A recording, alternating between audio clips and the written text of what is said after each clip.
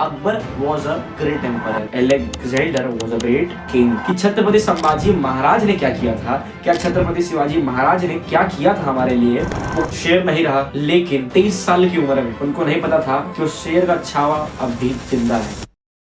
तो हमारे देश में डच आए, हमने उनकी गुलामी की। हमारे देश में अंग्रेज आए, हमने उनकी गुलामी की। हमारे देश में पोर्चुगीज आए, हमने उनकी गुलामी की। हमारे देश में औरंगजेब आया, हमने उसकी गुलामी की। हमारे देश में अकबर था, हमने उसकी गुलामी की। सदैव से हमें यही सिखाया जा रहा है और हम यही सीखते आ रहे हैं। और अंततः हमारे दिमाग में अगर किसी से पूछा जाए तो अकबर कैसा था, तो बच्चे कहते हैं Akbar was a great empire. अच्छा बताइए, क्या अकबर महान था या महानता थोप दी गई? सर अकबर महान थे। कैसे? बिल्कुल परास्त हुए हेमू को मार कर वो गाजी की उपाधि ले रहा है। चित्तौड़ को जीतने के बाद वो 30,000 राजपूतों के सिरों की मीनार खड़ी कर दे रहा है। उसके हरम में 3,000 से भी ज़्यादा महिलाएं हैं और उसमें से सबसे कम उम्र की जो उसकी पत्नी है 14 से 15 साल की है ना। और भी बहुत सारी चीज़ें हैं, तो महान कैसे हो? पूछा जाए कि अलेक्जेंडर कैसा था, तो बच्चे के दिमाग में ये लाइन फीड कर दी गई है, Alexander was a great king. ये लाइन हर बच्चे के दिमाग में होती है कि Akbar was a great emperor and Alexander the great. लेकिन अगर किसी बच्चे से पूछा जाए कि क्या तुम जानते हो कि छत्रपति संभाजी महाराज ने क्या किया था, क्या छत्रपति शिवाजी महाराज ने क्या किया था हमारे लिए, वो कौन थे, तो गिने चुने बच्चे होंगे जो उनकी कहानी तक भी जानते होंगे। बाकी तो किसी को उनकी जन्म तिथि तक याद नहीं होगी। तो इतने सारे आक्रमणकारी आए हमारे देश में, सब हमको गुलाम बनाते रहे और हम गुलाम बनते रहे। हमको आदत हो चुकी थी गुलाम बनने की, हम गुलाम ही बनते थे। लेकिन 1630 में जन्म होता है छत्रपति शिवाजी महाराज का, और अपने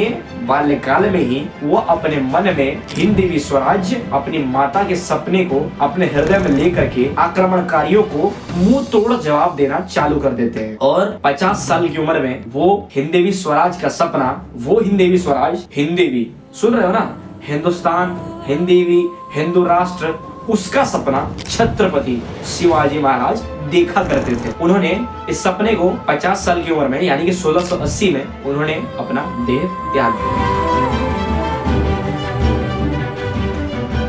लेकिन दिल्ली में बैठा औरंगजेब उस समय सोच रहा था कि माउंटेन राइड का अंत हुआ। वो शिवाजी महाराज को माउंटेन राइड कह के संबोधित किया करता था और वो कहता था कि अब शेर नहीं रहा, लेकिन 23 साल की उम्र में उनको नहीं पता था कि उस शेर का छावा अब भी जिंदा है। जिस बात को बखूबी दर्शा रही है ये फिल्म जो अभी आई है छावा। मैं आप लोगों को नहीं कहूंगा देखने के लिए जो लोग छत्रपति संभाजी महाराज की कहानी में इंटरेस्ट नहीं रखते हैं और जिनको सेक्युलर का कीड़ा हर वक्त उनके अंदर होता है। अगर तुम इस कीड़े को मारना चाहते हो, जड़ से खत्म करना चाहते हो और औरंगजेब की सच्चाई जानना चाहते हो तो जा करके देखना, वरना तुम वही सेक्युलर के झाल लो, बजाओ, कोई दिक्कत नहीं अपने को, तुम जो करना है करो। बाकी अगर औरंगजेब की जो क्रूरता है उसे देखना है तो ये फिल्म भी उसके लिए समर्थ नहीं है। इस फिल्म के अंत में संभाजी महाराज को क्रूरता से उनके साथ जो जो किया गया वो आप बखूबी देख सकते हैं। लेकिन अंततः कहानी एक किताब में मैंने पढ़ी है, कहानी ये भी है कि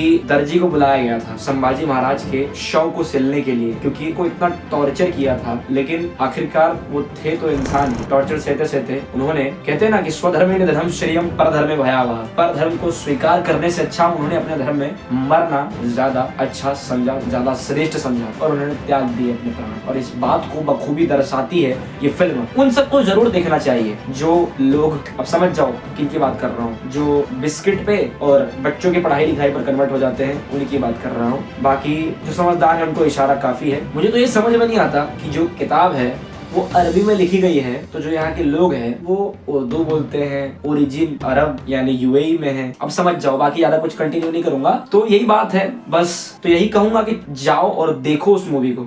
ऐसी मूवीज तो देखोगे नहीं, लेकिन जिस मूवी में कांड वगैरह कांड होता है, रामचरितमानस को गलत दर्शाने का प्रयास किया गया रामायण में, वो बड़ा अच्छे से देखा, उसको चलो अच्छा किया, उसको बॉयकॉट भी किया। लेकिन जो मूवी सच दिखा रही है किसी के व्यक्तित्व के बारे में, भले से इसके अंदर में सेक्युलर का तड़का मार ही दिया है, लेकिन क्रूरता तो दर्शा रही है ना, छत्रपति संभाजी महाराज के त्याग को तो दर्शा रही है ना। तो जाकर देखो ना, समझो हमारे इतिहास को, समझो उस हिंदू राष्ट्र की भावना को जो भी लाने के लिए केवल खाली घोषित करने के लिए हमें इतना प्रयास करना पड़ रहा है, संघर्ष चल रहा है। और वो सपना हमारा नहीं था, वो छत्रपति शिवाजी महाराज का सपना था, वो छत्रपति संभाजी महाराज का सपना था, हिंदवी स्वराज्य। अब लोग कहते हैं कि फर्क क्या था? फर्क क्या था मुगलों में और फर्क क्या था मराठाओं में? दोनों तो अपना राज्य ही स्थापित करना चाहते थे, दोनों तो अपना ही राज्य लाना चाहते थे। बुद्धू जरा सोचो स्वराज्य का अर्थ क्या होता है? लोकमान्य तिलक भी कहते थे कि स्वराज्य हमारा जन्मसिद्ध अधिकार है, यानी independence is our birth right. और यही